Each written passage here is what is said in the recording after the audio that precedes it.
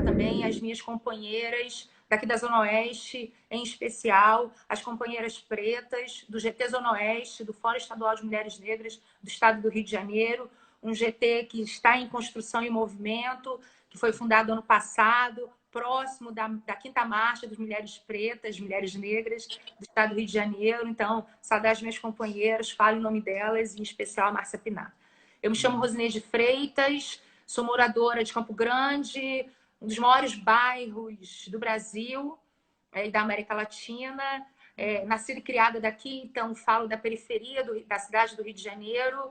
Sou uma mulher preta trabalhadora, mãe solo, mãe de uma jovem mulher de 19 anos. Sou professora da UERJ, do CAP UERJ.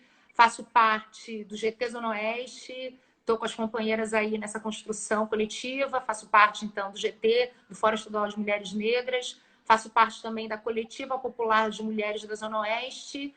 E também do movimento construído nesse ano, em função da pandemia, de enfrentamento, então, dos impactos que vão colocar mais à tona as desigualdades que a gente vive na cidade do Rio de Janeiro, no que se refere à Zona Oeste, né? Recebi com muito carinho esse convite para falar um pouquinho de como é o cenário da Zona Oeste. Eu trouxe aqui alguns dados, mas também de como que são os enfrentamentos, e principalmente enfrentamentos vindos das mãos, da garra de mulheres, né? Primeiro é importante sinalizar que a Zona Oeste é uma parte importante da cidade, importante populacional, importante da área da cidade. Contraditoriamente, é uma área da cidade preterida no que se refere a políticas públicas, que tem graves problemas de transporte público, então de acesso à cidade e de acesso à educação, saúde, políticas de cultura e lazer, política de trabalho e renda, políticas da assistência social, né? Nós somos, ao total de 46 bairros, nós representamos uma população de mais de 2 milhões de pessoas da cidade. A gente representa mais ou menos 73% da área geográfica do município do Rio. E nós estamos sofrendo com muito pesar, não à toa o falecimento da companheira Márcia Pinar, mas os impactos da pandemia, né? A Zona Oeste, ela tem, dentro dos 106 bairros que registram casos da Covid-19, nós estamos com 20 bairros desses 106, né?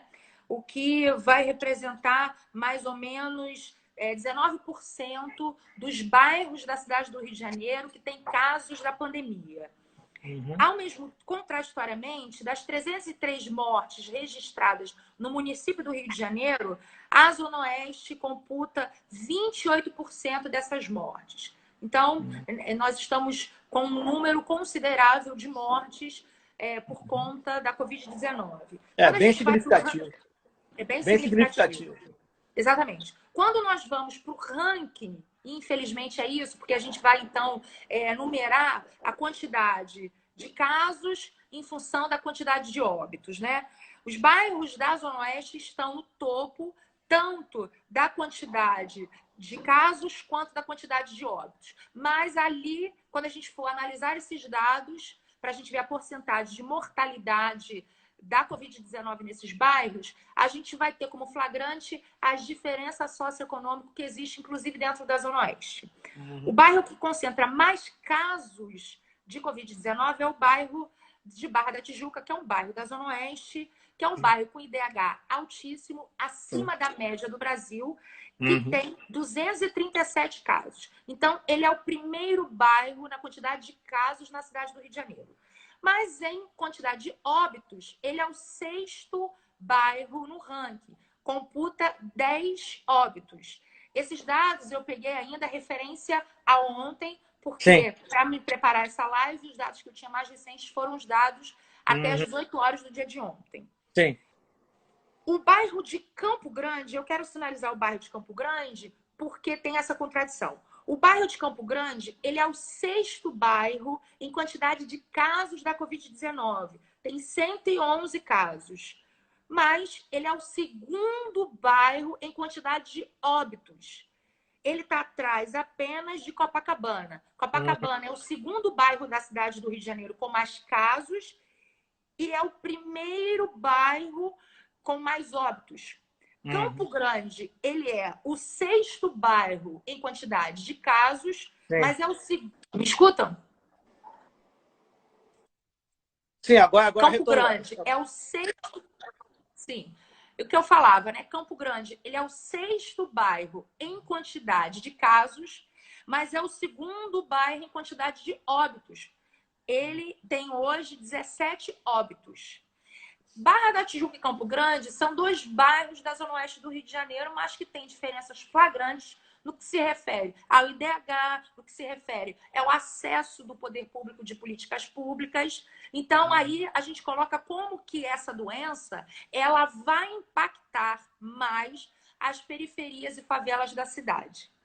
Ainda que tenhamos um avanço da pandemia em bairros de DH alto, Zona Norte, e um avanço na zona Sul e um avanço na Zona Norte, é na Zona Oeste que a gente vai ter o maior índice de mortalidade da pandemia. O índice de Campo Grande é 15,3%. Ele é acima, ele é próximo de índices de cidades que estão em avanço de pandemia. Então, quer dizer, um bairro que é o bairro mais populoso do estado, do Brasil, e está entre os maiores da América Latina no que se refere à densidade, tem um índice já alto com relação ao mundo de mortalidade desta pandemia. São 111 casos e 17 óbitos. Isso também, a gente sabendo que há uma subnotificação, né? Sim. Nós temos em Campo Grande um hospital municipal, que é o Rocha Faria, que historicamente já sofre denúncias, casos, falta de leitos, de equipamentos, tivemos problemas com relação aos funcionários terceirizados e hoje nós sofremos com casos de subnotificação da Covid-19 aqui, num dos maiores bairros da Zona Oeste. Então, a sinalizar que a Zona Oeste vai começar a experimentar e já está experimentando um avanço na Covid-19. Os outros bairros da Zona Oeste, a gente não vê tanto índice de mortalidade assim. Eu peguei alguns bairros que estão entre os outros primeiros. Nesse, a gente tem Campo Grande como 2º, Realengo como 4º bairro dos 106 que tem mais mortes. São 57 casos registrados e 12 óbitos. Depois a gente tem em 5º lugar o bairro de Bangu, que tem 72 casos registrados e 12 óbitos. E nós temos aí, depois desses 3 bairros, mais 17 bairros da Zona Oeste que sinalizam que tem casos. Mas aí são 12 em Realengo, 12 em Bangu, 10 na Barra da Tijuca, 8 no Recreio, Jacarepaguá 6, 5, 3 em Padre... Desculpe, voltei? Me ouvo? Não, voltou, tá bom. Voltou. Eu não sei como não tirar ligação, as pessoas me acessam. Porque eu estou na construção que eu vou anunciar depois. Então, nós temos Padre Miguel com 3 Sepetiba e os outros bairros são de 2 a 1 óbitos registrados. Tá. Eu trouxe esses dados. Oi. Rose, a Clátia que está perguntando, a Clátia Vieira, nossa grande amiga, está perguntando o seguinte: como é que está sendo o apoio dessa política de assistência social aí na Zona Oeste? Então, nós não temos registrados nenhuma alteração no cenário de assistência social na Zona Oeste diante da pandemia. O que nós temos é uma construção de iniciativas de coletivos que estão se organizando para tentar diminuir um pouco o impacto da pandemia sofrida por bairros de maior vulnerabilidade aqui da Zona Oeste, né? Agora, a gente não teve nenhuma alteração do que se tinha antes da pandemia no que se refere à atuação dos CRAS, à atuação da assistência social, à atuação das UPAs e dos hospitais municipais que nós temos aqui na Zona Oeste. Sim. Mas nós, mulheres, e principalmente mulheres pretas aqui da Zona Oeste, nos organizamos, sentimos a necessidade, muito ainda, no primeiro mês de distanciamento social, em março, da necessidade da gente fazer alguma coisa para as nossas irmãs. A maioria das famílias vulneráveis da Zona Oeste são chefiadas por mulheres. Isso é um dado importante de sinalizar. As mulheres, mesmo em casa, contribuem enormemente para o desenvolvimento da vida das famílias, não só o cuidado dos filhos, mas também a produção de alimentos, enfim, produção da subsistência das suas famílias. E nos chegavam casos, tanto dos grupos que nós organizamos de mulheres, tanto do GT Zona Oeste, do Fórum Estadual de Mulheres Negras, quanto da Coletiva Popular de Mulheres, nos chegavam casos de famílias que no primeiro mês dessa política de distanciamento já estavam sem alimento. Então, nós construímos uma articulação que chamamos de Teia de Solidariedade Zona Oeste, que é gestado, gerido, organizado por mulheres. É uma iniciativa das mulheres da Zona Oeste para a gente fazer uma campanha de arrecadação de alimentos e também uma campanha de pressionar para que as políticas públicas de atenção às famílias vulneráveis da pandemia cheguem para a Zona Oeste. Então, a política tanto da renda emergencial, quanto de acesso a leitos, quanto das informações sobre a pandemia, sobre os cuidados, e também políticas emergenciais de geração de renda. Então, nós construímos essa teia foi para o ar no dia 30 de março, e até hoje nós conseguimos atender mais de 300 famílias, né? A gente construiu a teia primeiro como iniciativa nossa, então recebemos doações de parceiros, amigos. Nós temos uma ponta dessa campanha internacionalmente. A gente fez uma campanha nos Estados Unidos, conseguimos arrecadar um valor importante, e nós estamos ainda com uma campanha aberta na Inglaterra, de mulheres parceiras nossas, e a gente conseguiu que a Zona Oeste entrasse numa campanha da cidade do Rio de Janeiro, que é o Rio contra o Corona, e hoje nós recebemos também essas cestas básicas. Então, só para dizer que a Zona Oeste é uma área de muita vulnerabilidade social, mas também de muita potência das mulheres, né? Então, a gente se organiza politicamente para fazer enfrentamento às questões sociais que assolam as famílias. E tem que fazer uma sinalização importante que a maioria das famílias que nós conseguimos fazer a distribuição dos alimentos eram famílias negras. Eram mulheres que recebiam as cestas e mulheres negras. Esse é um marcador também importante da gente colocar, que são as famílias chefiadas por mulheres negras, que são as mais vulneráveis e as que estão sofrendo os piores impactos desse período de pandemia e de distanciamento e isolamento social. Ô, Rose, são duas perguntas aqui, indo ao encontro do que você acabou de falar aqui. Uma do Caleb, aqui da Glória, está querendo saber de você o alcance, o acesso dessas mulheres aí da Zona Oeste a essas rendas emergenciais, né, que o governo federal dispôs, especialmente a chefe de família, né, que pode receber até R$ 1.200, no caso, o dobro de 600.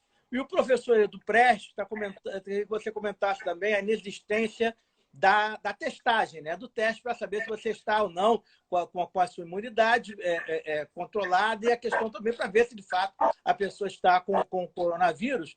E eu quero mandar também um aceno também para a Marcele, para a Carol, para a Silvia, para a Dan Duarte, enfim, para a Cris, Malungo, essas pessoas, essas companheiras, a Cláudia também, essas pessoas que estão entrando, estão nos acompanhando nessa nossa live aqui no Instagram, correto? Correto. E também a Silvia, Renata, Thelma, que também estão nos assistindo, tá? Já tinha falado da Cláudia também. Essas que você falou são companheiras que compõem, constroem e conceberam a teia junto com tantas outras companheiras. Uma saudação a elas. Primeiro, com relação ao acesso. Nós temos muitas dificuldades de acesso, né? Primeiro, tem grande parte das famílias da Zona Oeste, elas são inclusas em programas assistencialistas. Recebem Bolsa Família ou tem CadÚ. Mas uma quantidade significativa de famílias estão à margem, à periferia das periferias da Zona Oeste, não estão inclusas em nenhum programa de assistência social anterior à pandemia. Então, são famílias que vivem exclusivamente do seu trabalho informal, que têm suas crianças em escolas e muitas não estão por conta do acesso às escolas e que não foram inclusas automaticamente no programa de de renda emergencial do governo federal. Isso é uma questão importante. Outra questão que a gente enfrenta aqui também é o auxílio emergencial da Prefeitura do Rio, que ainda não foi liberado, foi aprovado na Câmara dos Deputados, da Câmara Municipal, mas que ainda não foi efetivado e as famílias também não acessaram. Uma das nossas pontas de articulação da TEA é exatamente olhar para essas famílias. E nós estamos inclusas num projeto emergencial também chamado A Hora é Agora, que é um projeto coordenado e executado por Crioula, que é uma ONG importante de trabalho de mulheres para mulheres negras, e que nós temos 4 áreas daqui da Zona Oeste que compõem esse programa, e esse projeto emergencial é para atuar exatamente nas famílias que não conseguiram acessar ou automaticamente ou se inscrevendo naquele aplicativo a essa renda emergencial, que a gente sabe que não vai dar conta. Acessar essa renda emergencial não tira das famílias a necessidade também de acessar os alimentos que nós estamos fazendo arrecadação. Porque R$600, depois de um mês sem entrar renda nenhuma, ou mais de um mês sem entrar renda nenhuma, não dá conta das questões e das demandas de subsistência de uma família. E principalmente das famílias que são uma realidade importante da Zona Oeste, que são famílias chefiadas por mulheres e por mulheres negras. E com relação às testagens, o que nós sabemos é que não existe testagem em quantidade para que a gente consiga ter minimamente um olhar sobre como que está o avanço de contaminação da pandemia aqui na Zona Oeste, né? Nós temos 2 importantes hospitais municipais aqui na Zona Oeste, que é o Pedro II em Santa Cruz e também o Rocha Faria em Campo Grande, e que já estavam em processo de sucateamento e dificuldade de atendimento às famílias. Então, isso se agrava cada vez mais. Uma área que tem grande densidade populacional, que já havia questões de saúde e que a gente sabe que, avançando essa pandemia nessas áreas, muitas pessoas e famílias e vidas vão ser perdidas por conta da situação de vulnerabilidade. Contraditoriamente a isso, o governo sinaliza que vai abrir hospitais de campanha na ponta da Zona Oeste, que é distante dos bairros mais populosos da Zona Oeste, e da iniciativa privada na Zona Sul, em que nós temos muitos casos, mas um índice de mortalidade menor, né? Então, se fosse pelo índice de mortalidade, teríamos que ter um hospital de campanha em Campo Grande, porque hoje nós temos um índice de mortalidade da Covid-19 de 15,3%, como eu falei. Então, é sinalizado que essa situação de pandemia ela vai escancarar as desigualdades da cidade do Rio de Janeiro. Está sendo escancarado. E é uma opção programática de pensar em determinadas vidas em detrimento de outras vidas, né? E pensar em vidas da Zona Sul, classe média alta, em detrimento das vidas que necessitam de mais estados, mais políticas públicas do que menos Estado. Justamente. Ó, estou registrando também a Malu Fernandes, a Márcia Carolina Azevedo, Márcia Fernandes também se juntando a essa nossa audiência. Como você falou aí, Rosé, é uma coisa bastante significativa, até porque, como a gente tem assinalado aqui nessas lives, nessas edições, você também tem acompanhado, a coronavírus, essa pandemia, ela tem acentuado e destacado todos os problemas que já existiam antes. Sim. Na realidade, essa questão digamos assim, desse histórico sucateamento do Sistema Único de Saúde, ele é um processo, ele é uma coisa que já vem. Ora avança, ora recua, mas ele já vem. Tá? Até por conta de que, na realidade, você tem, mesmo que, por exemplo, como já tivemos um governo federal mais progressista, você também tem os governos dos estados e do município. Quer dizer, o Sistema Único de Saúde ele é integrado por esses sistemas, e não foi só, digamos assim, uma autonomia, você está vivendo uma federação, correto? Então, isso aí tem acentuado bastante. Eu gostaria que... uma das minhas preocupações, eu estava comentando aqui com a Aninha, com a Ana, que produz tem produzido essas lives, tem dirigido para a gente, tá? É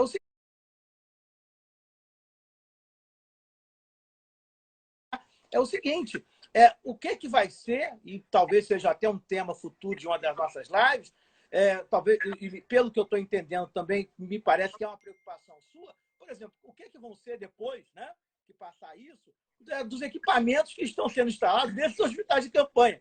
Será que, de fato, a gente vai, até que ponto a gente vai poder garantir que esse equipamento esteja no serviço público, que não seja desviado para outras, né, situações, correto? É uma preocupação minha e parece que você também compartilha dessa preocupação. Sim, sim.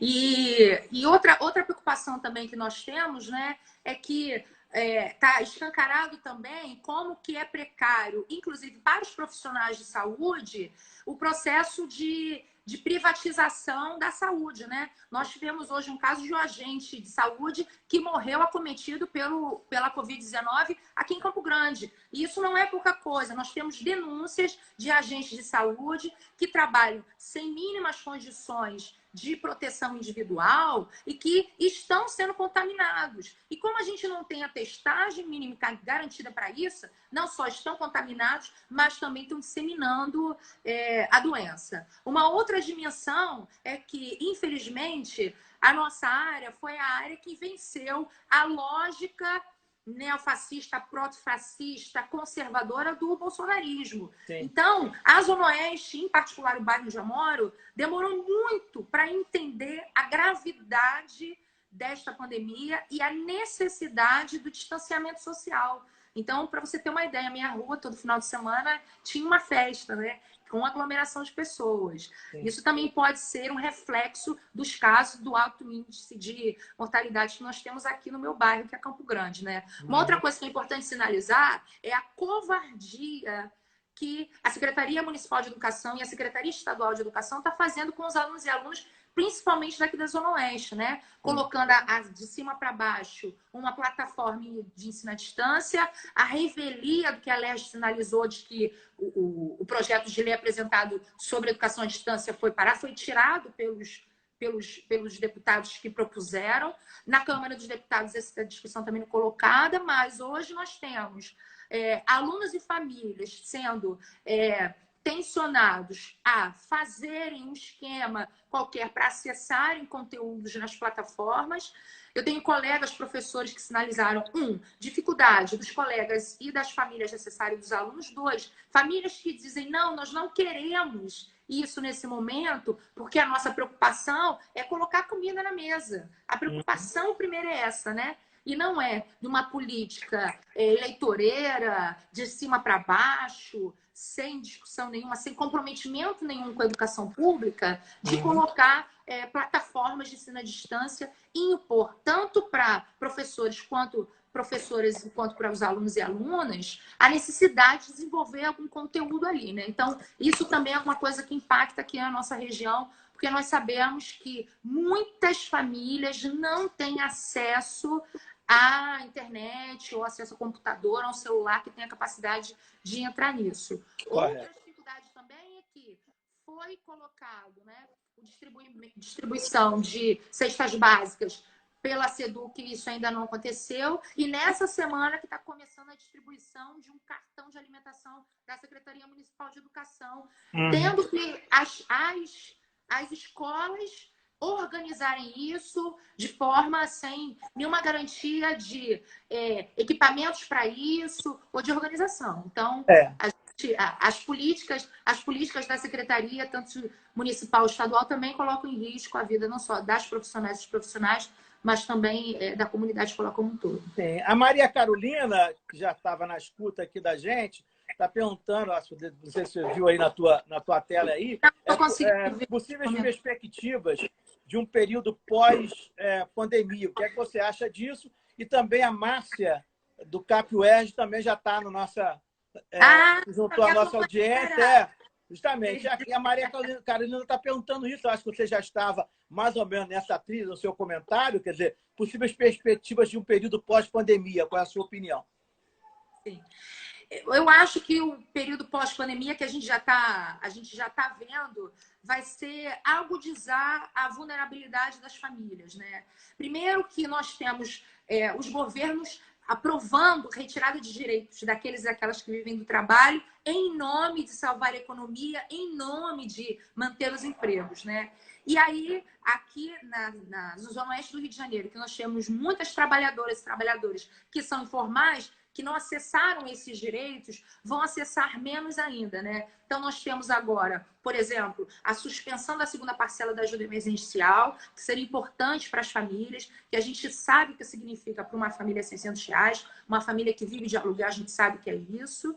Então, a gente já tem a suspensão disso. Então, eu acho que a gente vai experimentar uma vida pós-pandemia com mais dificuldades, com mais vulnerabilidades e o reflexo de mais retiradas de direitos, de mais diminuição do Estado e aumento das privatizações que impactam estas famílias, principalmente as famílias daqui da Zona Oeste.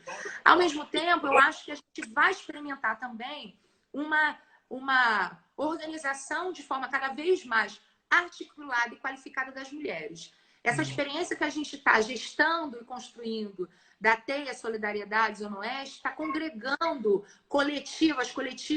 Nós temos, compondo essa articulação, 8 coletivas e coletivos da Teia, que eu queria pedir licença aqui para falar. Então, é a Coletiva Popular de Mulheres da Zona Oeste, o Instituto de Formação Humana e Educação Popular, o IFEP, que é de Campo Grande, o Coletivo Piracema, que é de Santa Cruz, a Fundação Angélica Goulart, que é uma importante fundação lá de Pedra de Guaratiba, o Plano Popular das Vargens, que é uma experiência fantástica e revolucionária de mulheres, de agroecologia antirracista da área de Vargens e Recreio, Mulheres de Pedra, que é uma organização de mulheres importante e revolucionária de um bem viver outro, também é de Pedra de Guaratiba, e o nosso GT Zona Oeste do Fórum Estadual de Mulheres Negras. Então, a convergência que uma situação extrema de excepcionalidade coloca para as mulheres, isso pode ser um salto também da pós-pandemia. A gente está começando a entender que é necessário a gente, para além de atender uma emergência da vida, que é a campanha e a arrecadação de alimentos, mas também que é importante a gente olhar o direito a acesso à assistência social, o direito a acesso às políticas públicas, como que a nossa voz tem que ser levada em consideração para pensar as políticas públicas, como que a gente tem que direcionar as políticas públicas para a nossa área, a partir de uma análise das nossas demandas, não do olhar para a cidade como um todo. Então, eu acho que isso também é um caldo que vai ganhar pernas e frutos a partir dessa excepcionalidade de pandemia. A Cláudia Vieira está mandando mais uma observação, que me parece também é uma pergunta. Ela está dizendo o seguinte: estamos chegando ao ponto em que os profissionais da saúde vão ter que escolher, já estão escolhendo quem vai para o aparelho respiratório. Então, será o quê? Será a saúde versus a população negra? Quer dizer, a gente sabe que muitas vezes existe a questão do racismo, né, que atravessa a sociedade brasileira. E pode acontecer isso também. Me parece que é esse o sentido da pergunta dela. E para você. E também uma outra pessoa, da Silva Vasconcelos, também está entrando, mandando um aceno para essa pessoa que está entrando aqui. Legal. Eu queria só comentar isso e eu queria qualificar um pouco mais. Eu estou aproveitando a pandemia para estudar um pouco mais, né? Sim. E eu acho não, né? Eu tenho lido disso e para mim é flagrante que o racismo, ele é uma tecnologia que não atravessa a sociedade brasileira, mas ele funda a sociedade brasileira. Então, a sociedade brasileira, ela se desenvolve a partir da tecnologia do racismo. Não à toa, as áreas mais vulneráveis, as áreas que menos acesso, tem uma cor, tem um gênero que é marcado, né?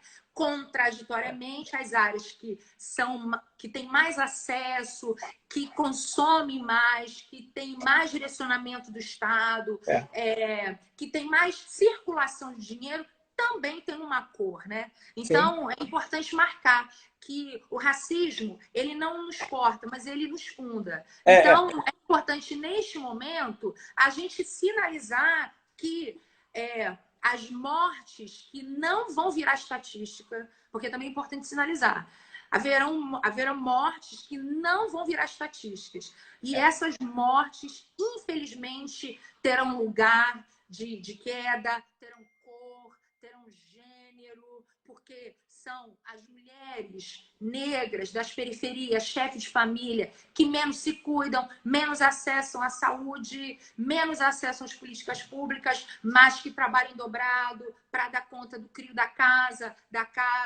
enfim. Então, é importante sinalizar isso, né? E mais outra coisa importante também, né? Que a pandemia no Brasil está nos colocando num diferencial do mundo que tem muitas mortes que estão fora da idade que eles chamam de idade de risco, né? Sim. Jovens. Nós tivemos o caso de um jovem de 30 e poucos anos que morreu aqui em Campo Grande, pessoas de 40, já teve casos de 23 anos. Então, isso também é um sinalizador, né? É importante qualificar isso. Então, a luta que já era antes, que era uma luta essencialmente antirracista, sem nenhuma verborragia, mas... Voltei. A luta que era antes da pandemia, antirracista, antimachista, não por questões de ser eu uma mulher preta, mas de entender a Constituição da sociedade brasileira. Entra a ligação, voltei. Entender a Constituição... Não, tudo bem, voltei. Que a Constituição da sociedade brasileira, que é uma Constituição de uma sociedade pautada numa lógica escravocrata, patriarcal, né? E que constitui o poder também dessa forma, como é importante e como que esta luta vai ficar escancarada como necessária para aqueles e aquelas que entendem que é importante estar do lado dos de baixo, das periferias, das favelas, daqueles que trabalham e que objetivamente são responsáveis pelo desenvolvimento da vida, pelo desenvolvimento da riqueza, enfim. Então, acho que esse vai ficar cada vez mais escancarado como é necessário esse olhar racializado e essa luta. A Cris Malungo lá está mandando um abraço para você, está fazendo, eu acho que me parece são duas perguntas, ou enfim. Ela está perguntando para você, Rose, na sua opinião, nesse período de isolamento, quais são os melhores veículos para a população, isto é, para passar informação, esse tipo de informação para a população negra, especialmente a população mais pobre, mais desassistida economicamente. Tá? Pelo menos me parece que é essa a pergunta, pelo que eu estou entendendo.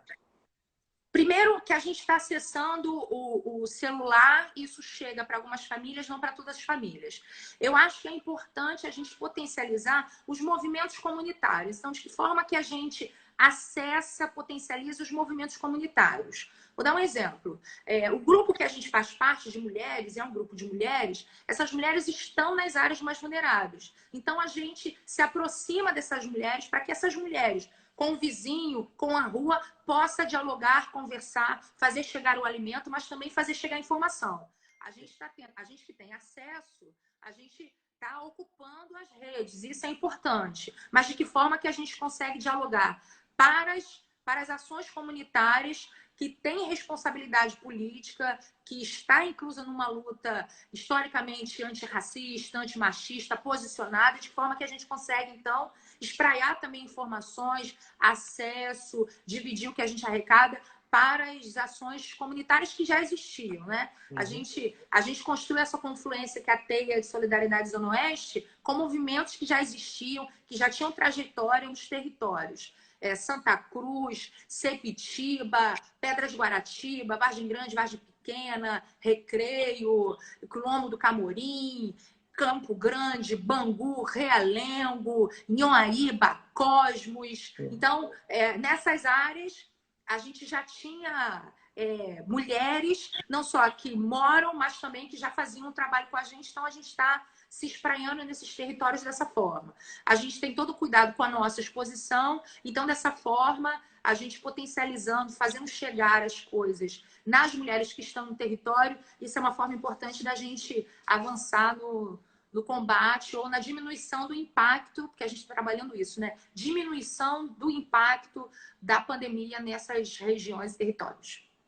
Registrando aqui a entrada também da nossa audiência de Janete Brito e também da Bárbara. É isso mesmo, Bárbara? Balzana, que também está entrando aqui na nossa audiência, tá? Rose, antes de antes da gente partir para a fase final da nossa conversa, eu gostaria de destacar também, me parece que você também já teve conhecimento de um estudo na nota técnica do Instituto de Pesquisas Econômicas Aplicadas, do IPEA, sobre esse momento que a gente está passando, que foi feita pela Diretoria de Estudos de Políticas Regionais Urbanas, né? O nome dessa nota técnica, que é de número 14, que saiu agora, em abril, tá?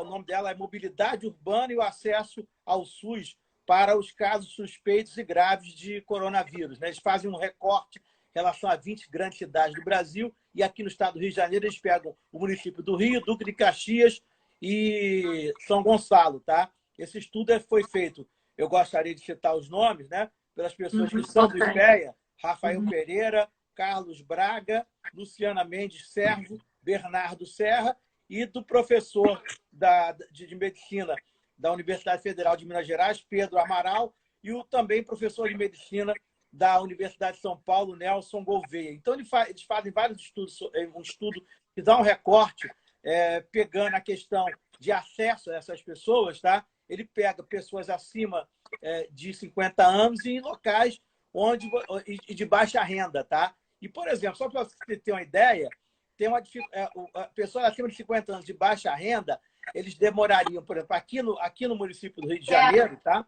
Eles demorariam cerca de 30 minutos, no mínimo, para chegar a um local de atendimento. Ele não está nem falando de hospital, tá? Ele está falando de posto de saúde, tá?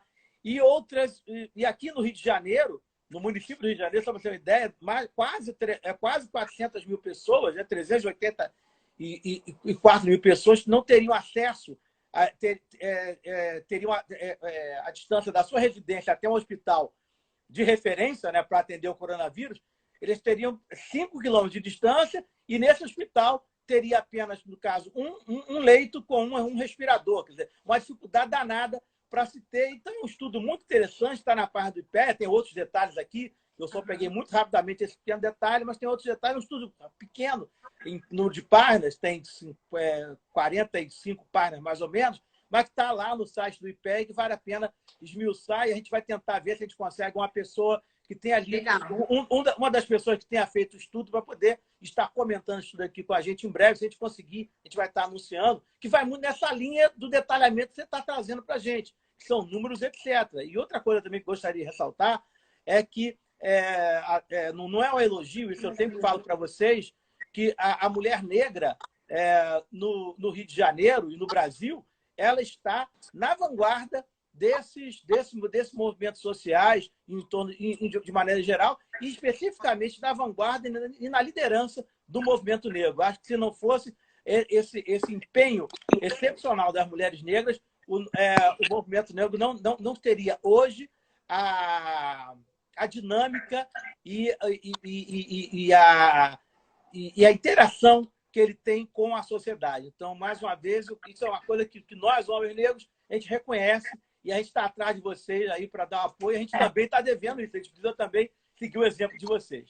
Tá? A matripotência, né? A matripotência, né? Que somos mulheres fortes, numa construção também ideológica da mulher preta forte, mas que a gente tem responsabilidade não só com as nossas crias, mas com o nosso povo. Isso tá na essência, tá na nossa ancestralidade, e como que a gente vem avançando também no discurso e na ação política, né? Então, não é só lugar de fala, não é só estarmos nas propagandas, mas estarmos também direcionando política, identificando as questões, direcionando e denunciando as violações, as violências, e também produzindo conhecimento, fazendo síntese, né?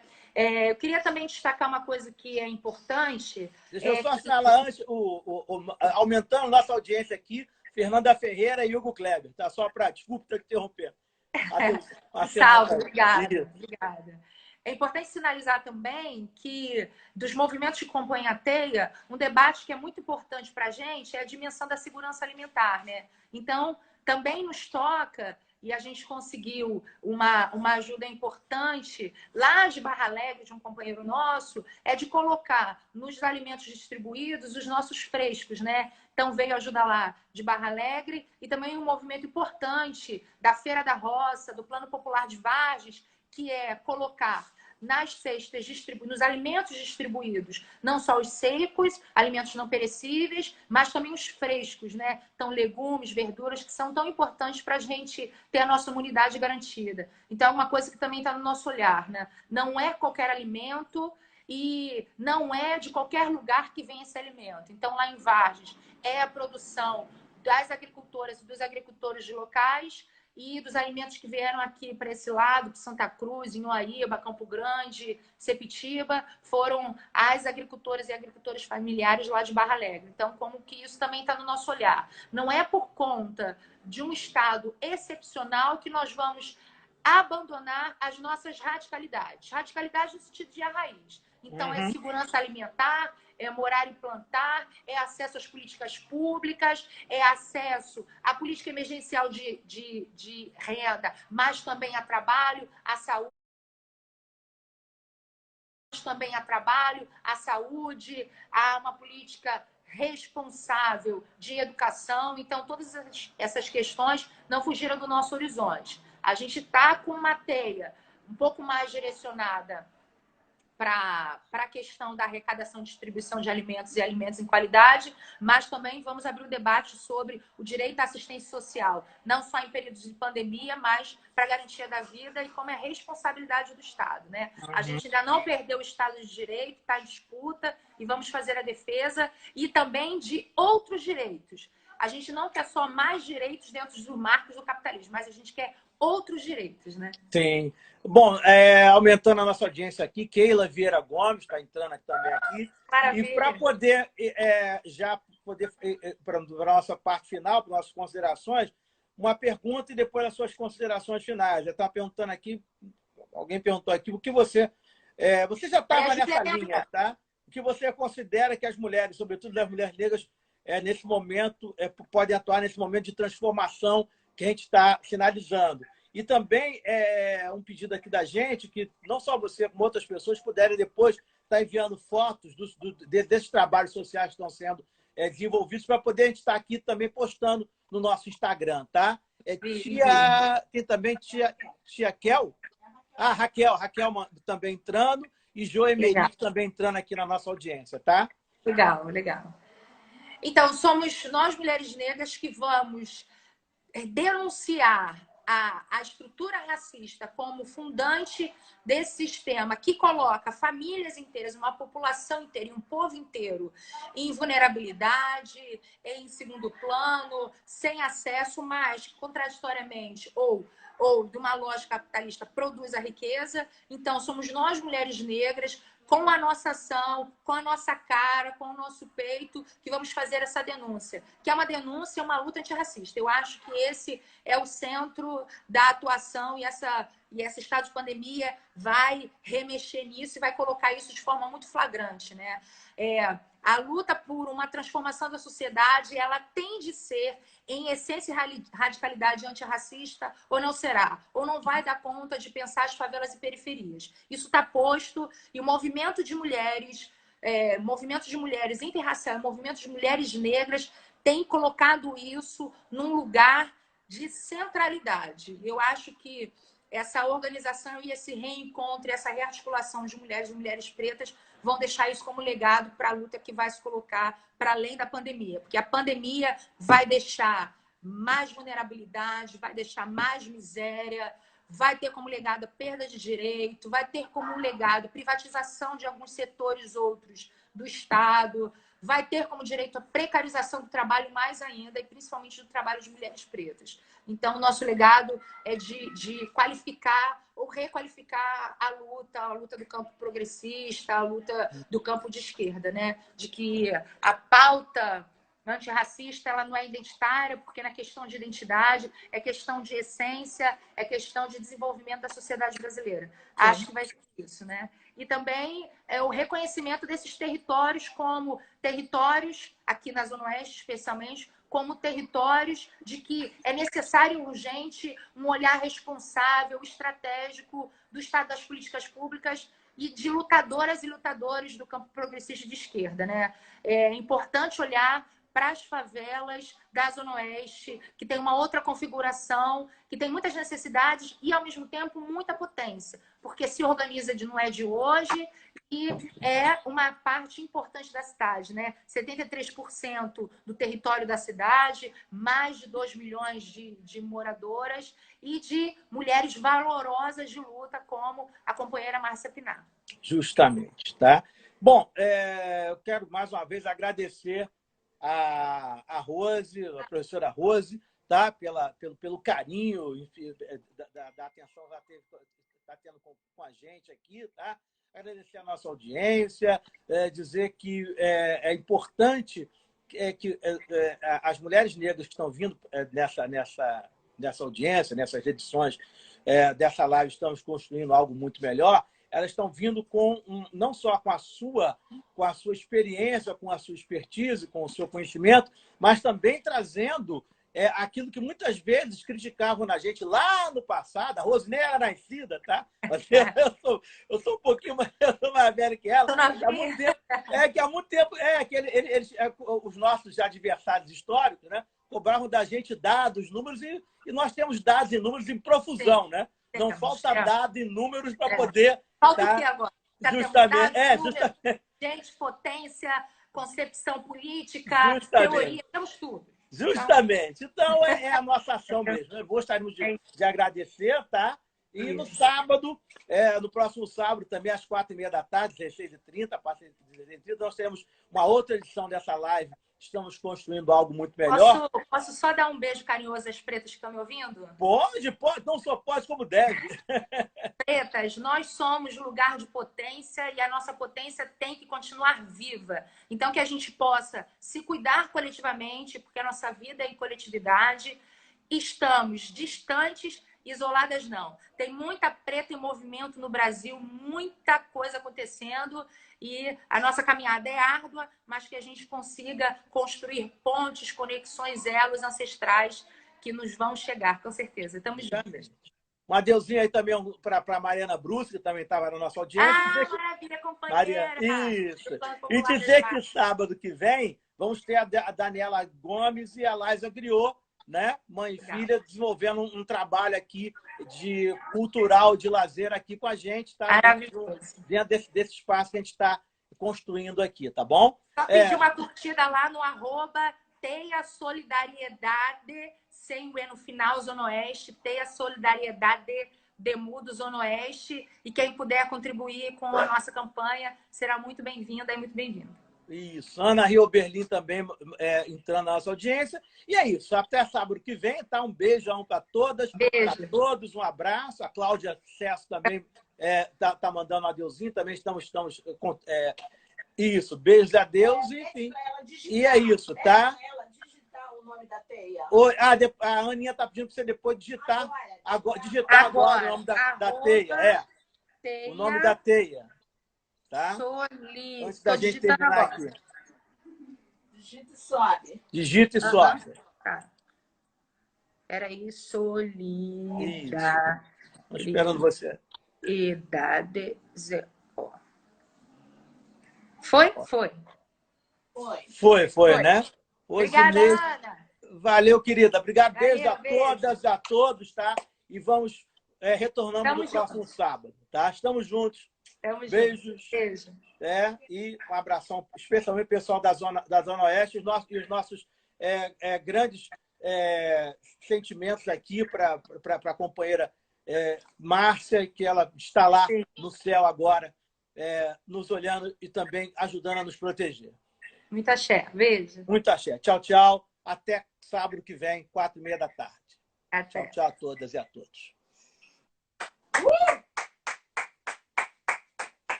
Agora é só, né? Não manda botar no...